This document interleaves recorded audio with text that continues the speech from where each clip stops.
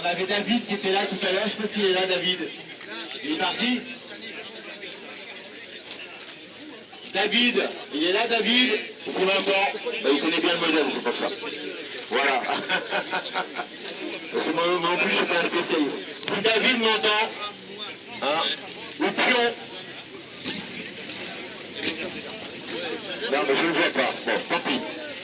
Alors, est-ce que le public connaît cette voiture? Ah, là, je connais. Là, non, madame. Vous ne connaissez pas? Qui vous êtes là, alors? Ah oui, mais j'ai oublié, mais ça, c'est marqué dessus, voilà. C'était l'R8. Oui. Oui. Audi R8. Ah non, mais c'est pour la R8 Renault. Type R8. Voilà. Bon, la prochaine fois, je vous présenterai une Renault 8. Allez.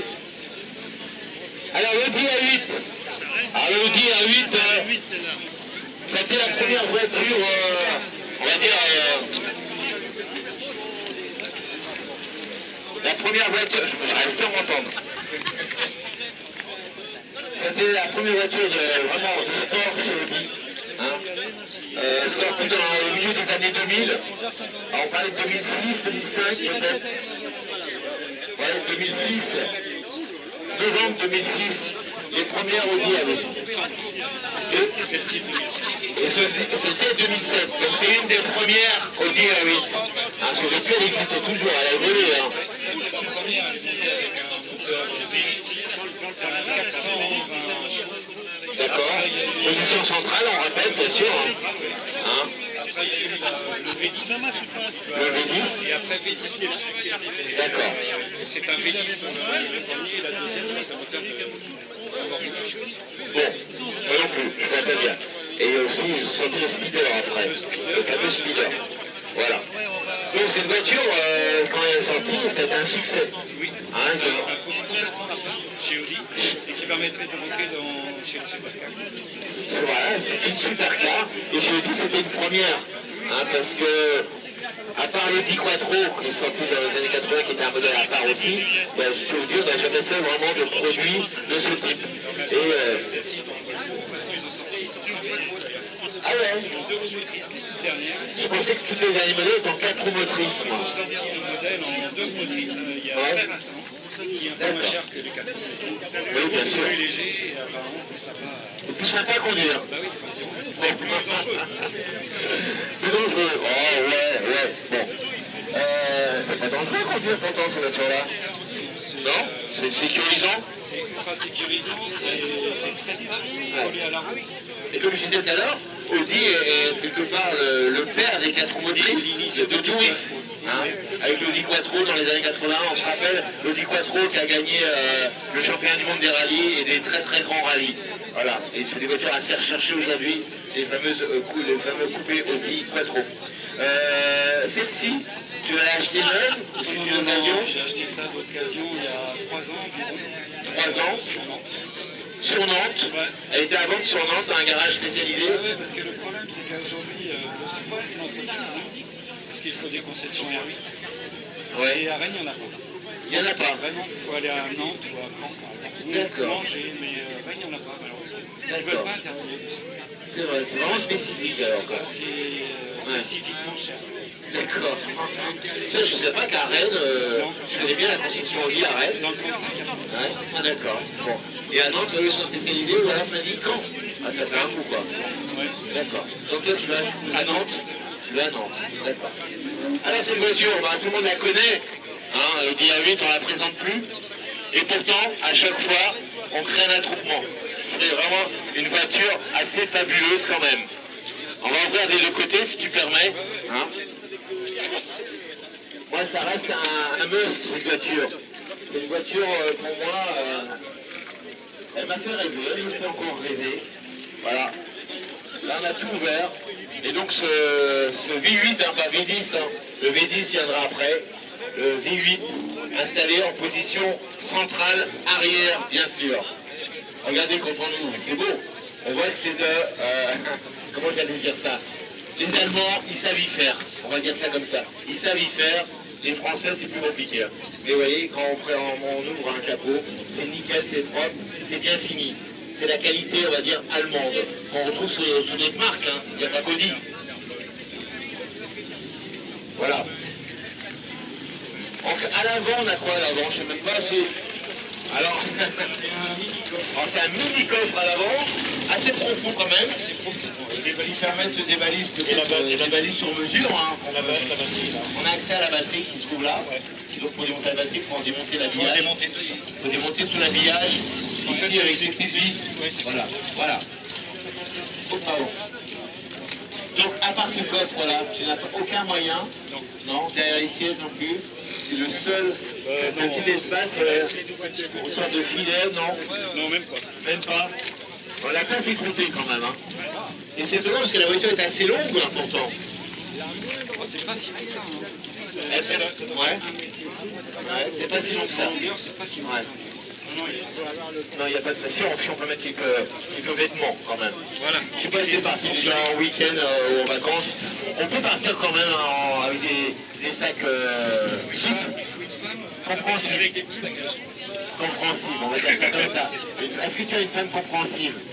Très. Bon, ben ça va, il n'y a pas de problème. Alors, je peux m'installer là-bas? Merci. Voilà. Je ne vous vois pas, hein, tellement bas, je ne vous vois pas. Est-ce que je peux faire plaisir à quelqu'un? Il est où, propriétaire? Je peux faire plaisir à quelqu'un? Tu veux venir? Voilà. Voilà. Tu sais pourquoi je fais ça? Parce que quand je te vois, je me rappelle quand j'étais gamin, et je peux le dire, hein, j'aurais rêvé que quelqu'un me fasse monter dans la voiture. C'est jamais arrivé, hein. Et quand je vois un gamin comme ça, quand je vois tes yeux, hein, ça me fait plaisir, et toi aussi. Voilà. Bon, c'est celle qui préfère en plus. Et peut-être que pour plus tard, ça donnera le déclic pour aimer les voitures. Enfin, j'espère. Elles auront bien changé d'ici quelques... Mais bon, ça c'est un autre sujet. Donc tu as vu la voiture? Elle fait très très sport hein, quand même. Alors là, bon, au niveau des couleurs, ça reste noir, tiens bien à côté de moi. Je te tutoie, hein. Ah ouais, bien sûr. Ça reste noir, hein. Classique chez les Allemands en général. Il n'y a pas eu de tailleur de couleur, si, Apparemment, il y a eu Bordeaux, Il y a eu Bordeaux, il y a eu Fauve, il y a eu Ouais, pas mal de couleurs. Des intérieurs blancs, il marchait pas bien sur Et le intérieur blanc. Ouais, intérieur blanc. Mais ça reste, le classique reste le noir, qui est associé à l'image sportive d'une voiture en général, le noir. Ouais, puis noir et métal, extérieur, c'est sympa. Ouais. Je vais monter ça. Je t'entends pas. Là, je disais noir et métal, c'est sympa. Tiens, regarde, voilà. Alors tu disais, voilà, approche-toi de moi. Non, je disais que la couleur noir Oui. intérieur avec gris métal extérieur, c'était assez sympa. C'est un bon, C'est un bon compromis. C'est un bon compromis, un bon mariage entre... La plupart des Audi qu'on voit sont elles sont grises. Ouais, Hein, les trois quarts du temps, elles sont grises. J'en ai vu d'autres, hein, mais la plupart du temps. Noir aussi, c'est pas mal. J'aime bien le noir. Après, les couleurs, hein, c'est terre de con. Les coups et les douleurs. Par contre, le tableau de bord, toute la console, c'est super. J'adore. C'est la disposition. Dès qu'on est assis, on s'y sent bien. Faut pas être trop grand. Non. Moi, je sens que les cheveux touchent un peu, mais j'ai fait un brochique, c'est Et comme ça. on peut baisser le siège. Hein, parce que Il est règlement hauteur, bien sûr. Là, il est assez... il est au plus haut. Il est au plus haut, ouais, c'est pour ça, en fait. Le réglage est au plus haut. Alors, parle-moi de la boîte de vitesse, alors. La question qui fasse... c'est une boîte mécanique, semi-automatique, automatique. Alors celle-ci, c'est une boîte automatique séquentielle. Et ça a été fabriqué par les premières par Magneti Marelli. Donc c'est des... Ah bon? Oui. Je savais pas. Et c'est des boîtes de vitesse assez rudes. Comment Ah ouais. t'expliquer? C'est Clac, clac, clac. Donc il faut lever un peu. C'est ferme. Il faut lever l'accélérateur à chaque passage de vitesse, sinon ça claque un peu. C'est pas top, ça. C'est pas ce qu'il y a de mieux. Et après, Après, l'idéal, ce serait une boîte mécanique. une boîte mécanique. Mais il y en a plus. D'accord. Bon, une boîte séquentielle. Tu sais ce que c'est, une boîte séquentielle? Je parle... Voilà, regarde. T'as des petites palettes là. Voilà. Et d'un côté, à droite, je crois que tu montes les rapports. Et à gauche, tu les descends. Premier, deuxième, troisième, quatrième, cinquième. Ils sont 6 vitesses, 6. 6 vitesses. Ils sont à l'inverse des autres. Voilà. Voilà. C'est ce qui se fait en compétition. Voilà. En Formule 1, si tu te souviens des grands prix de Formule 1, ils conduisent comme ça. Voilà, c'est vraiment sportif cette voiture-là. Vous savez pas ça? Voilà, ici on a un petit écran, un petit ordinateur, un petit GPS d'époque. Hein. C'est ça. Voilà. Les de 2007. Aujourd'hui ça a évolué, hein, voilà. Qu'est-ce qu'on peut dire encore sur cette voiture? Ça monte à combien sur circuit?